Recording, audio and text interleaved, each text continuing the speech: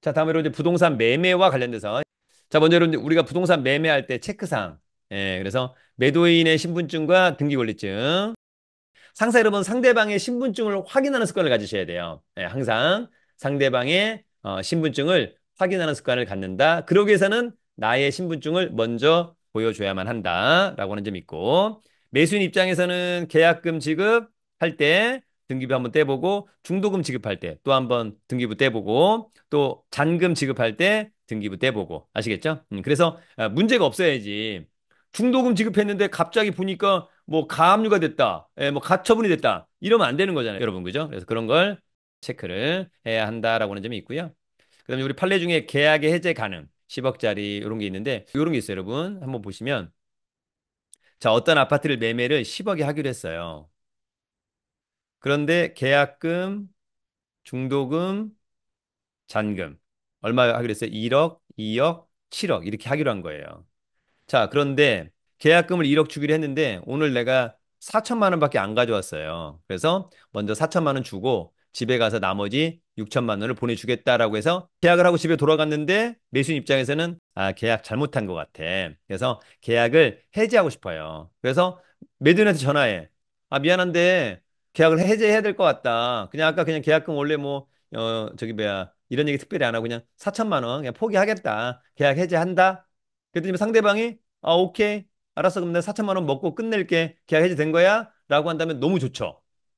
근데 매도인이 뭐라고 하냐? 매매 계약을 해지하는 건 좋은데 너 원래 계약금 얼마 하기로 했어? 계약서에 있어? 얼마? 1억. 근데 네가 4천만 원만 냈잖아.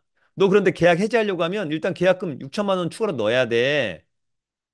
그러면 이제 매수인 입장에서는 뭔 소리야? 아까 4천만 원만 준 것만 포기하면 된다. 아니다. 6천을 더 줘야 된다. 우리 대법원 판례가 6천을 더 줘야 된다는 거예요. 계약을 해지하려면 계약금 1억 주기로 했던 거니까 계약금은 다 주고 계약을 해지해라. 뭔 말인지 알겠죠, 여러분? 그러니까 이게 약간 또 그런 거죠. 왜냐하면 계약금을 그냥 4천만 원만 하고 했으면 더 좋았겠다 이런 생각이 있는 건데 어쨌거나 계약금을 1억 주기로 했다라고 한다면 반드시 계약금은 주고 계약을 해지할 수 있다라고 하는 점 체크하고 그다음에 이제 위민이 있다라고 한다면 인감증명서 체크를 좀 해보면 좋겠다. 특히 이제 중개업자들만 믿고서 뭘 맡기는 것은 굉장히 위험하죠. 예전에 저희 이제 용산에서도 어떤 사건이 터졌냐면 원래 임대인은 월세를 받으라고 위임을 줬어요. 중개업자한테 위임장 주고 그다음에 월세 뭐 이를테면 보증금 5천에 월세를 100만 원 받아라. 그렇게 이제 위임을 줬는데 중개업자가 전세 계약을 맺은 거예요. 전세 계약을 이를테면 사학을 맺은 거지. 사학을 맺고 중개업자가 가짜로 계약서를 써서 임대인한테 보내주고 5천만 원 들어왔다고 치고 월세 2번 주고 나머지는 본인이 먹고 튀어버린 거예요. 그러니까 함부로 중개업자한테 모든 걸 맡긴다? 이것은 굉장히 리스크가 있다라고 하는 점 본인이 항상 체크하는 습관을 가져야 될 것으로 보이고요. 그다음에 이제 매매를 했어요. 그러면은 매도자 입장에서는 인감유면서를 그냥 인감유면서를 떼우면 안 되고 매도용 인감유면서를 떼와야 돼요. 예, 매수자 인적사항이 기재가 돼 있는. 그다음에 항상 우리가 돈은 현금으로 주는 것보다는 항상 당사자의 통장으로 입금하는 습관을 가지면 가장 좋다. 아시겠죠? 예, 그래서 매도인의 통장에 입금하는 것이 가장 좋을 것 같다라고 하는 점이 있고 만약에 이제 부동산 매매 계약할 때 계약금 중도금까지 줬는데 뭔가가 좀 문제가 될 것 같다 그러면 처분금지 가처분을 잘 활용하는 것도 중요하다라고 생각이 듭니다. 자, 이제 우리가 매수인이 체크할 사항, 토지를 매수한다 그러면 등기부 체크, 토지대장, 지적도, 토지용 계획 확인서 이런 것들을 항상 체크하는 습관을 가지면 좋을 것 같고요. 만약에 우리가 토지를 매수한다라고 했었을 때 이 토지가 좋은 토지냐, 나쁜 토지냐에 대한 개념, 좋은 토지냐라고 했을 때의 어떤 질문, 법률상 좋은 걸 말하는 거냐, 쓰임새상 좋은 걸 말하는 거냐라고 하는 점이 있는 건데 여러분이 나중에 토지와 관련돼서 만약에 법률상 문제가 있냐 없냐를 문의할 때는 가급적 변호사 뭐 또는 법무사 변호사가 더 중요할 것으로 보이고요. 토지에 대한 어떤 쓰임새 내가 이걸 가지고 뭘 할 거다 3층짜리 건물을 지을 거다 등등 이것은 누구한테 건축사한테 문의를 하는 게 좋다 이렇게 좀 정리를 한번 해보고요. 그다음에 이제 우리가 건물을 매수해 여러분 그러면 등기부 건축물 대장 그다음에 이제 임차인이 누가 있는가 이런 부분들을 꼭 체크해야 된다. 왜냐면 건물을 매수했을 때, 아파트 매수했을 때 임차인들이 있다. 그럼 어때요, 여러분? 내가 소유권 이전 등기 앞으로 할 건데 내가 소유권 이전 등기 하기에 앞서서 누군가가 뭐다? 전입신고 또는 뭐 점유 또는 뭐 사주 등록 대항력이 빠르다라고 한다면 나는 무조건 그 임차인을 떠안아야 되는 거니까 임차인의 내역을 확인하는 것은 굉장히 중요하다. 그런 부분들이 일단 중요하다고 생각이 듭니다. 체크를 꼭 해야만 한다.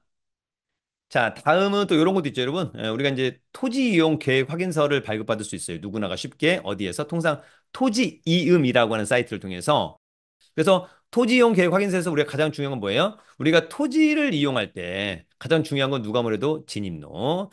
반드시 도로가 붙어 있어야 되는 거죠. 반드시 이게 도로가 있다라고 한다면 도로에 붙어 있어야 된다. 도로에 이렇게 붙어 있어야지. 도로에 붙어 있지 않는 이런 땅은 조심하자. 맹지. 아시겠죠? 자, 그 다음에 토지용 계획 확인서에 뭐가 나와요? 이 땅에 대한 용도지요. 그래서 건축할 수 있는 건축물이 뭐냐? 건폐율은 몇 퍼센트까지 지을 수 있냐? 용적률도 몇 퍼센트까지 지을 수 있느냐? 이런 게 중요하죠. 그래서 용도 지역에서의 이런 건폐율 용적률, 건축할 수 있는 건축물은 국토의 계획 및 이용에 관한 법률.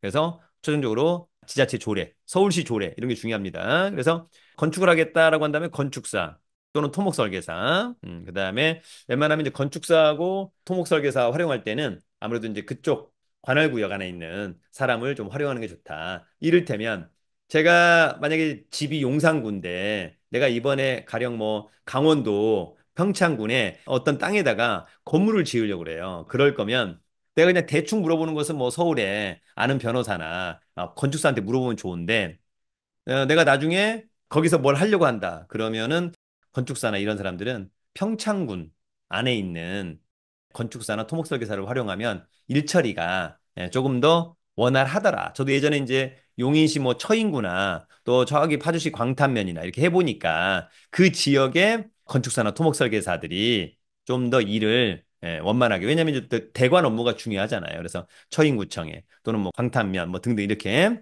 커뮤니케이션이 또 원활하게 이루어질 수 있기 때문에 그런 부분들을 좀 잘 정리 또 확인을 해보자. 그렇게 좀 말씀을 드립니다.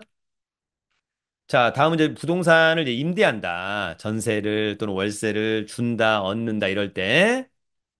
자, 항상 여러분 우리가 이제 부동산 임대할 때 체크할 사항이 뭐예요? 항상 임대인의 신분증 확인해야 되겠죠? 등기권리증 또는 임차인 신분증. 그다음에 돈 줄 때는 항상 등기부를 체크하자라고 하는 점. 앞서 이제 뭐 계약 해제 말씀 좀 드렸고요. 그다음에 앞서 얘기한 것처럼 중개업자한테는 월세를 받으라고 했는데 중개업자가 전세를 준다든지 이러면 좀 문제가 있으니까 그런 것들을 항상 좀 체크를 해야만 할 것으로 보이고요. 우리가 이제 다가구 주택을 임차할 때는 특히 이제 나의 보증금이 안전하냐 이런 걸 확인해야 돼요. 이 무슨 얘기냐면 여러분 보세요. 내가 아파트야. 아파트가 10억짜리가 있어. 근데 내가 임대차를 맺어서 5억에 들어가려고 그래요. 근데 등기부 떼보니까 빚이 한 3억 있어. 그러면 10억짜리인데 내 앞에 3억 있어. 나 5억이야. 그럼 뭐 최악 경우에 8억에 내가 낙찰받아도 되고 이 정도는 될 것 같아. 그러면 들어갈 수 있는 거잖아요. 그런데 문제는 다가구 주택이에요. 다가구 주택은 여러분 만약에 3층짜리 다가구 주택이라 치죠. 그러면 이 1, 2, 3, 4 상가 4개 있고 그다음에 위에 임차인 들어갈 수 있는 공간이 8개나 있는 거예요. 가령 이게 뭐 이를테면 20억이야. 근데 등기부에 10억이야. 등기부에는 10억 있어. 시세가 20억짜리인데 등기부 10억이에요. 근데 내가 이번에 여기를 2억에 들어가. 그러면 20억짜리인데 등기부 10억이고 내가 2억이니까 안전하다. 이렇게 얘기할 수 있을 수 있는데 맞아요, 틀려요. 완전 틀리죠, 여러분. 왜? 생각해보니까 나 이거 2억 들어갔는데 이미 여기 2억, 2억, 2억, 2억, 2억, 2억, 2억, 2억, 2억, 2억, 2억 이렇게 들어가 있다면 나는 완전히 깡통이 들어가는 거잖아요, 여러분. 그죠? 담보 가치가 전혀 없다. 그런 부분들을 좀 잘 체크하시면 좋을 것 같고 만약에 이제 소유권자가 지분권자다, 임대인이 그럼 반드시 과반수의 동의를 얻어야 임차인으로서 유효한 임대차 계약이 된다라고 하는 점도 하나 좀 정리하면 좋을 것 같고 특히 여러분들 월세를 줄 때 선불이냐 후불이냐 이거 굉장히 중요합니다. 예전에 이제 제 후배가 강남구의 강남역 근처에서 그래 이제 월세를 400만 원 주기로 하고 어떤 가게를 했어요. 근데 한 3, 4일 지나자마자 임대인이 연락이 온 거예요. 임차인한테 왜 월세를 안 넣냐고. 만약에 계약을 뭐 한 1월 1일 날 했다. 그런데 이제 뭐 선불 후불에 대한 특약이 없었는데 임대인은 선불인 줄 알았다는 거예요. 근데 임차인은 무슨 소리냐? 한 달이 지나야 후불로 월세를 주는 거 아니냐. 그래서 대판 싸웠어요. 임대인 뭔 소리야? 나 지금까지 계속 선불로만 받았는데. 그래서 항상 여러분 선불인지 후불인지 계약서에 계약 내용에 반드시 기재하고 다툼의 여지가 없어야 돼요. 사실 선불을 주든 후불을 주든 특별한 손해가 있는 게 아니에요, 여러분. 또 특별한 이득이 있는 게 아니에요. 근데 저런 거 가지고 뭔가가 정확하게 계약이 안 되면 서로 싸우면 감정만 상하잖아요, 여러분. 그죠? 그런 부분 하나 정리하시고. 자, 그다음에 임차인의 보증금 지키기. 그래서 항상 중요한 건 담보가치 대비 나의 보증금이 얼마가 적당한가. 중요하죠? 아까 이제 아파트라면, 단독주택이라면, 또는 뭐 빌딩이라면, 오피스텔이라면 그런 부분들이 있고요. 그다음에 항상 임대인과 적법한 대리인인지, 대리인이 있었을 때 막연히 그냥 임대인의 와이프다. 임대인의 남편이다. 이것은 안 돼요. 반드시 위임장이 있어야 되겠죠. 그다음에 대리권이 있는지 확인을 하고 그다음에 지방세하고 국세의 완납 여부 꼭 체크해달라고 하고 임대인한테 특히 왜냐하면 나의 보증금보다 저 지방세 국세 체납이 있으면 저게 더 우선할 수 있거든요, 여러분. 아시겠죠? 예. 그다음에 이제 법인이 임대인이라면은 또 최악 경우에는 이제 근로자 임금 채권 못 줘가지고 부도가 나버리면은 나의 이제 보증금이 또 문제가 될 수도 있다라고 하는 점도 좀 체크를 해야 될 것 같고 사실 이제 아파트나 빌라는 이제 문제가 없어요. 왜냐면 명쾌하게 뭐 아파트 얼마, 빌라 얼마짜리인데 등기부 떼보니까 빚이 이거밖에 없어. 그래서 내 보증금 이거면 문제 없다 이렇게 되는 건데 아까 원룸형이라든지 다가구 주택은 다른 층의 다른 호수의 임차인들은 도대체 대항력 우선 면제권이 언제야? 또 금액이 얼마야? 이런 것들을 알아야만 내 보증금이 지금 안전하다, 안전하지 않다를 알 수가 있는 것이니까 그런 부분들을 좀 잘 체크했으면 좋겠다. 자, 어쨌거나 여러분들 우리가 또 임차인 입장에서 보증금을 좀 지켜야 되잖아요. 그죠? 임차인 입장에서 또 보증금을 좀 지켜야 된다. 그래서 주택은 항상 여러분 뭐예요? 점유와 전입신고 확정일자. 그죠? 그래서 점유와 전입신고 대항력 더하기 확정일자. 우선 면제권까지. 상가라면 점유와 사업자 등록 신청 그리고 확정일자.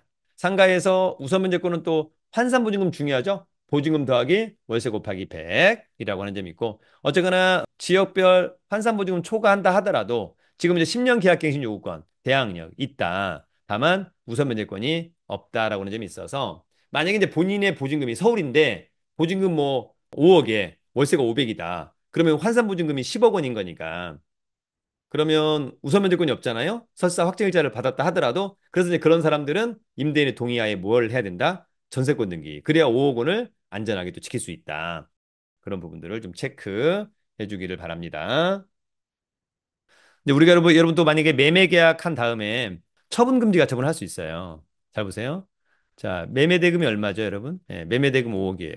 자, 계약금 5천만 원 1월 2일 날 지급했어요. 계약금만 지급한 상태에서는 매도인, 매수인 둘 다 계약을 해지할 수 있어요. 그러나 통상 계약금 몰수하겠다. 2배 달라. 이렇게 할 수 있는 거죠? 그런데 만약에 중도금을 줘버렸어요. 중도금을 주면 이제는 아까 계약금만 지급한 상태에서는 변심에 의해서 계약 해지할 수 있어요. 괜히 샀다. 괜히 팔았다. 보증금 포기할게. 계약 없던 걸로 해. 계약금 2배로 줄게. 계약 없던 걸로 해. 이렇게 할 수 있어요. 근데 중도금을 지급해버리면 이제 더 이상 변심에 의한 매매 계약은 해지할 수가 없어요. 굉장히 중요하죠. 그리고 이제 잔금을 주려고 할 때 그래서 만약에 매도인이 제3자한테 처분할 것 같다. 그러면 어쨌거나 중도금 이후부터는 매수인이 법원에다가 처분금지 가처분을 할 수 있다. 그래서 그 등기부, 그 부동산을 잡아줄 수 있다. 여러분들이 이렇게 이해를 해주면 좋을 것 같습니다. 자, 다음에 여러분 이제 우리가 그 명도 소송할 때 점유 이전 금지 가처분 굉장히 중요하다. 예를 들어서 여러분 이런 뭐 상가가 있다. A라는 사람 있다. 요거를 만약에 내가 낙찰을 받았다. 또는 일반 매수를 했다. C가 만약에 매수했다. 그래서 C가 A를 상대로 뭐예요? 소송해요, 소송. 인도 소송. 명도 소송을 하죠. 한 1년 걸릴 것 같은데. 그럼 나중에 판결은 어떻게 나는 거예요? 판결은 A는 C에게 이 건물을 명도하라. 이렇게 판결이 날 건데 A가 소송하는 가운데 나가고 친구 B를 점유하라고 해서 B가 사용하고 있어요. 근데 이제 C는 이걸 알 수 없죠. 그럼 나중에 판결은 뭐라고 나요? 판사가 A는 C에게 저 건물을 명도하라. 그래서 그 판결을 받아서 C가 판결문, 집행문, 송달증명을 가지고 어디로 가요? 집행관 사무소에 가서 강제 집행 신청을 한 거예요. 그래서 강제 집행 신청을 했으니까 가서 집행을 해야 되는데 갔더니 A가 없어요. 누가 있어요? B가 있어요. 판결은 누가 명도하라고 한 거예요? A가. 근데 A가 없고 B가 있잖아요. 그러면 판결을 잘못 받은 거예요. 그럼 또 C는 B를 상대로 또 소송해야 돼요. 근데 소송하는 가운데 B가 또 날아가고 친구가 갑이 들어와 있다. 그러면 C는 또 힘들죠. 네, 그래서 통상은 명도 소송할 때는 사전에 점유 이전 금지 가처분을 해둔다. 그래서 A를 먼저 딱 잡아두는 거예요. 너만 여기 점유 사용하고 다른 사람한테 점유를 이전해서는 안 돼. 라고 하고 딱 잡아두는 거예요. 그 소송하는 거예요. 소송하는 가운데 만약에 점유자를 바꿨다? 그럼 아까 가처분 이후의 점유자는 불법 점유자예요. 예, 그러면 그냥 좀 어려울 수 있지만 승계 집행이라는 절차를 통해서 그냥 간단히 아까 B를 원래는 못 끄집어냈는데 지금은 B에 대해서 곧바로 강제 집행할 수 있다. 그런 부분들도 여러분들이 좀 간단히 체크해 두면 좋을 것 같아요. 자, 여러분들 우리가 인도 소송 당사자 등 관련된 용어들이 있어요. 그래서 인도 소송하고 명도 소송은 여러분 동의어예요. 동의어. 같이 사용하고 있다. 반면에 이제 인도 명령은 뭐예요? 경매에서만 사용하는 거다. 그러니까 인도 명령을 할 수 있다는 것은 전제가 낙찰을 받았는데라고 하는 거예요. 그다음에 인도 단행 가처분은 통상 뭐예요? 재건축 같은 거예요. 재건축 1000세대가 재건축해야 되는데 한 3세대가 동의하지 않았어. 근데 그 세 세대를 소송을 해야 된다. 그러면 나머지 997세대가 이미 이전도 했고 또 이사비 또 금융 비용 엄청난 건데 시간이 엄청 오래 걸리잖아요. 그래서 그걸 간단히 끝내고자 하는 게 인도 단행 가처분. 한 4, 5개월 정도면 끝나서 곧바로 또 강제 집행할 수 있죠. 여러분 원고는 우리가 소송을 제기하는 사람 원고, 피고는 소송을 당하는 사람을 피고, 피고인은 형사사건에서 기소를 당한 사람. 자, 채권자는 통상 우리가 가압류 가처분 신청한 사람, 채무자는 가압류 가처분 당하는 사람, 집행관은 뭐 하는 사람이에요? 집행관의 출신 성분은 과거 검찰, 법원의 일반 고위직, 그다음에 사법부장관은 현직 법원 공무원, 5급 사무관 정도 이렇게 이해를 하면은 될 것 같습니다. 자, 그래서 앞서 얘기한 것처럼 점유이전 금지 처분. 소송은 좀 오랜 시간 걸리는데 소송 진행 도중에 점유자가 변동되면은 차후에 강제 집행이 불가능하다. 그래서 소송할 때는 점유 이전 금지 가처분을 엔드 100% 함께 한다라고 하는 점.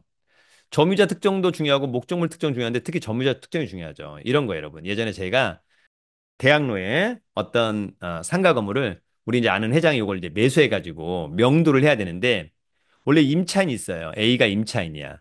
근데 실제로 사업자 등록은 또 B가 하고 있어. 근데 실제 여기서 장사는 C가 하고 있어. 임차인, 사업자 등록, 현재의 점유자, 장사하는 사람. 그럼 원래는 누구를 상대로 해야 될까? 예. 그럼 원래 소송은 누구를 상대로 해야 된다? 원래는 현재의 직접 점유자. 근데 나중에 얘랑 얘랑이 좀 논란의 여지가 있죠? 예. 그래서 원고, 설춘한, 피고, 1, A, 2, B, 3, C 이렇게 해서 몽땅 상대방으로 데리고 와야만 나중에 명도하는데 특별히 문제가 없다. 이런 것들도 알아두면 좋을 것 같습니다.